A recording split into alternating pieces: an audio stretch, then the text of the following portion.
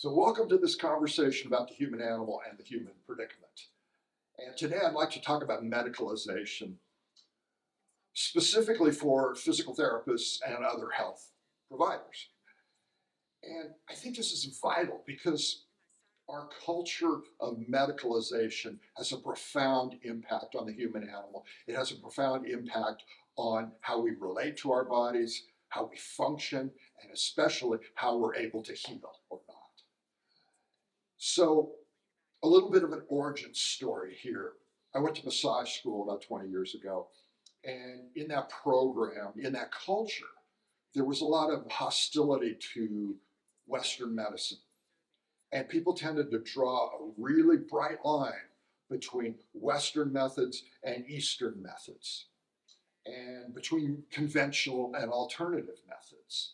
And they would police that boundary with a lot of vigilance. And I found these pigeonholes to be a little bit problematic. It didn't really work for me because I could see virtues on both sides here, and I was looking for something more robust. And that led me to this guy, Herbert Benson. And he was a famous mind-body researcher. He did work with primates, and he discovered that by doing a relaxation type of exercise that you could have beneficial effects to your body. And it was good work. And at the time we thought it was very innovative. Turns out people have been doing this for thousands of years, but it was a good step in the right direction. And he became quite famous. And journalists would go to Benson and say, okay, can you tell us more about your methods here? Are they Western or Eastern? Are they conventional or alternative? And Benson resisted these pigeonholes, these conventional pigeonholes. And he said, no, I classify medicine in two ways. It's either something done to us or it's something done by us. In other words, it's all about agency. Who's doing the thing? And I love this because it forces us to rethink our classification about medical care.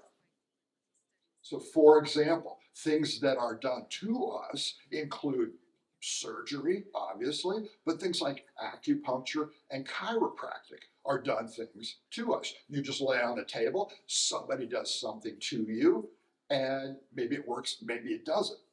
But you have no particular agency in that method. Versus things that are done by us, well, that would be things like exercise or movement, or things like meditation, or maybe changing lifestyle habits of what you eat or how you live. Those are things done by us, a completely different kind of medicine.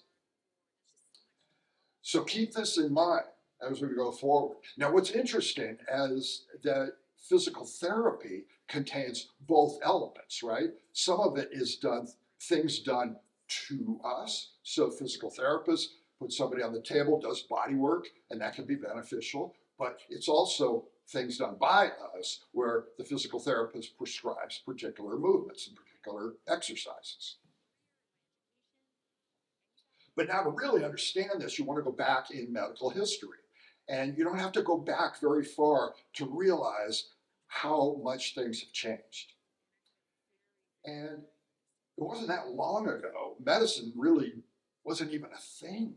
Medicine didn't really work at all. We had some vague ideas about certain herbal remedies. There were a couple of different substances that had some promise, but really nothing worked. And if you lived in the 17th, 18th, even the 19th century, and you had an abscess or something wrong in your gut, you didn't go to a doctor. You went to a barber, and a barber would cut you open and remove the offending abscess or organ or whatever it was. And these were the tools that they used.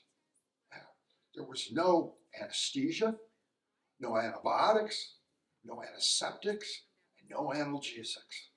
Yeah, you just lay on the table, somebody does something horrific to you, and then in all likelihood, you die within a couple of days. That was medicine. It didn't really work at all. And And we had the Big Bang of modern medicine. And we discovered all these wonderful things in a very short period of time. The Big Bang of modern medicine was only a couple hundred years. And in a big history perspective, that's almost overnight. And medicine went from being something that didn't work at all to something that worked in really miraculous ways. And here are the greatest hits of that era. From our first discoveries that citrus fruits could help with scurvy, all the way to heart transplants in the 1960s. These are some of the greatest discoveries ever in the history of humanity. Wonderful, miraculous, really, in a lot of ways. I remember my parents and their reaction to penicillin because they grew up in a pre-antibiotic era. Yeah, this was a miracle treatment for them. And not only did this change medicine itself, but it changed our expectation of what medicine can and should be. And so now you probably notice your patients coming to you with wildly inflated ideas about what is possible. Because if you can do artificial joints and stents in the heart and transplant organs and do all these things, maybe you can do everything, right? So big expectations now. Now, into all of this steps Ivan Illich. And he was a social critic. A lot of people have forgotten this name, but he was very influential in his day, right, in the 1980s. And he was an early critic of medicalization. He says, modern medicine is going to go too far here because it's taking over more and more of the human experience. And not only that, it's starting to distract us from our own innate powers as animals. And that's a big deal. Here's how he put it.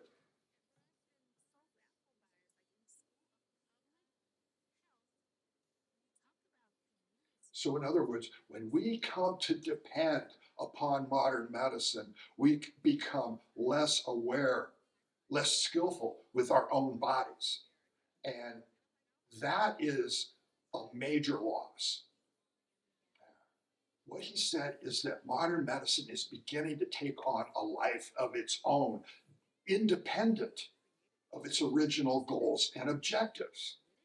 Right? Now, most individuals who are in healthcare obviously are good-hearted people who want to help other people. That's true. But the system now is taking on a life of its own, with its own objectives. Economists often talk about the displacement costs of various inventions or policies or procedures, how they distract us from other things. And the same thing is true with modern medicine here. Because if we're always looking for some technological intervention and thinking in medical terms, then we forget, we have this kind of amnesia about what our bodies are really capable of. And other people have noticed this too. This is what our society's become. What's making us sick is an epidemic of diagnoses, turning society into one giant hospital. Disease mongering. If you've got a pulse, you're sick. And this, of course, is driven by money because there's a lot of money in disease. Another term that's useful here is diagnostic creep.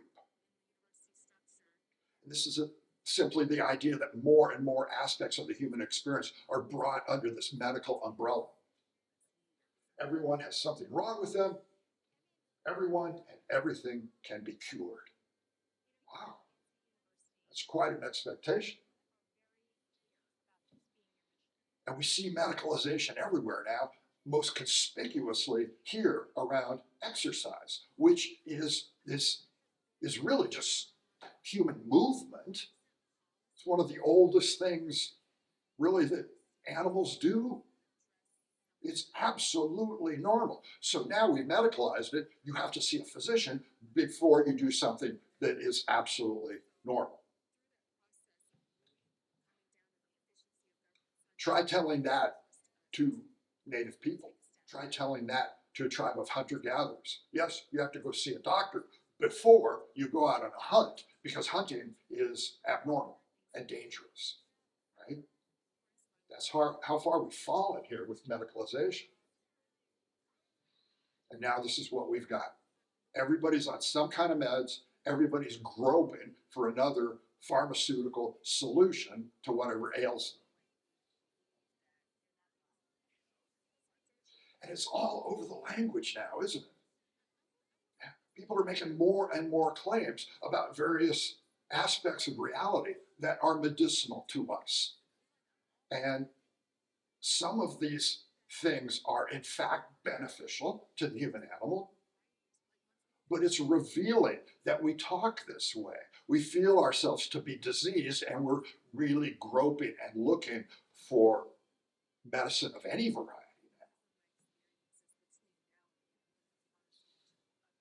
And this list, candidates for medicalization, grows with every passing day. If you have any abnormality or deviance in your body, in your behavior, in your relationship to the world, that is now a candidate for intervention. Yeah, maybe you're shy, maybe you're having grief, maybe you are having just a normal struggle in adapting to the world. Well, we can medicalize that too. Yeah, and the longer this list grows, the more we forget about our own native powers. And the advertising is killing us. The United States is one of the few countries that allow this direct-to-consumer medical advertising, especially for pharmaceuticals. And maybe you've watched some of the news programs. News programs are notorious for this because they're aimed at senior citizens. And the medical advertising in these shows is just relentless.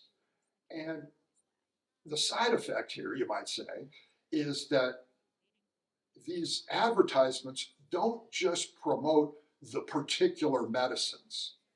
They also advertise disease itself. And they get people thinking about, oh, yeah, maybe I'm diseased too. Maybe I have an illness too. Oh, look at that list of ailments. Yeah, maybe I have that too. And in the process, this direct-to-consumer advertising becomes kind of a nocebo effect. Yeah, and it's an inverted placebo effect. Now here you have the Onion making fun of this.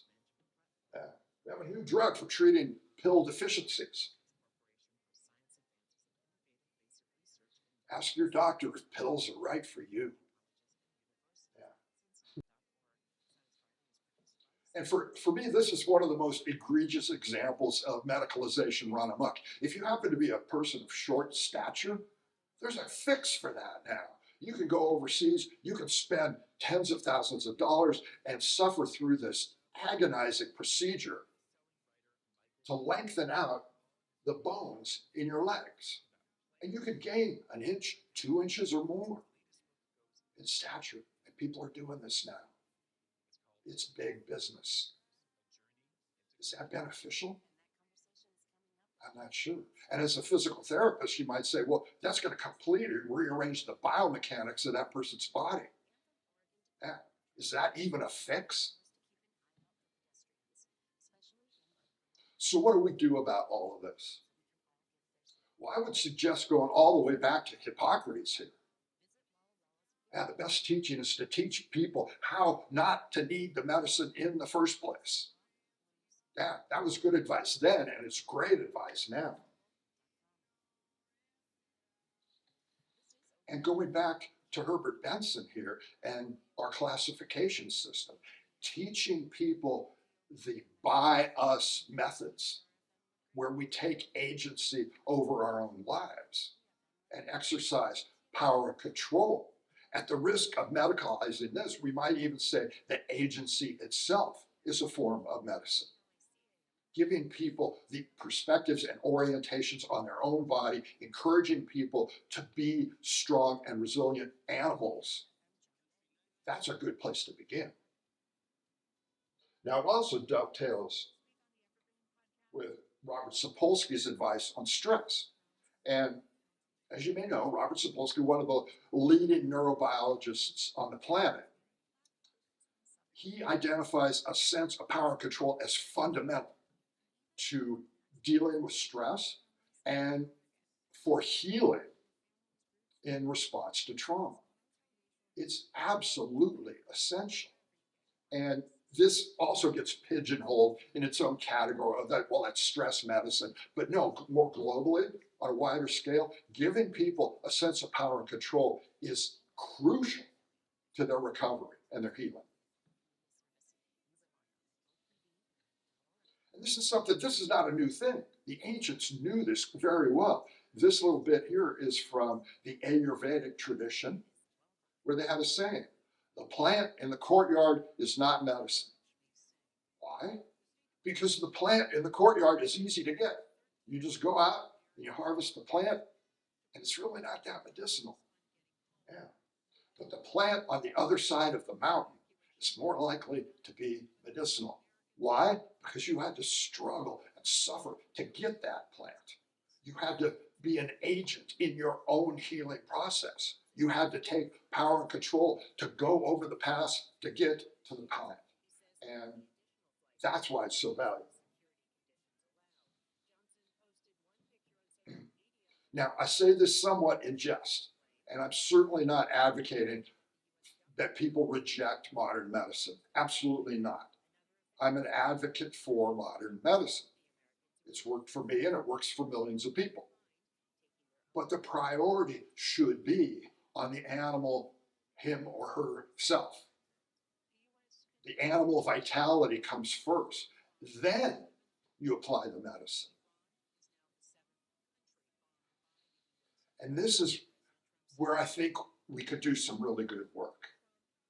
Because Big Pharma is coming at people with this medicalized narrative that has a powerful nocebo effect on people, on the human animal. We need to offer an antidote to this. And that would come in the form of these kinds of narratives. You are strong, you are resilient, you are capable of overcoming adversity and trauma. You can do this. And we need to do more of this. We need to tell this story more often to people because this is therapeutic. This has healing properties in and of itself. And it's more than just giving somebody a handout that has a couple of exercises on it. Sure, they might do the exercises, but this is the priority. And I want to leave you with this. This is my one of my role models. And he's a personal trainer. And the way he put it, he said, my goal is to get rid of my clients. What I want to do with my people is give them the tools, and in particular, the orientations about their life so that they can go and operate on their own. If they're coming back to me over and over again, week in and week out, that means I haven't done my job. I need to give them the narratives that will help them to live a strong and powerful life on their own. And I think we can take that kind of advice to heart. Demedicalize your life, promote the strength, the welfare of the human animal. That's the starting point. So, thanks for watching, and I'll see you next time.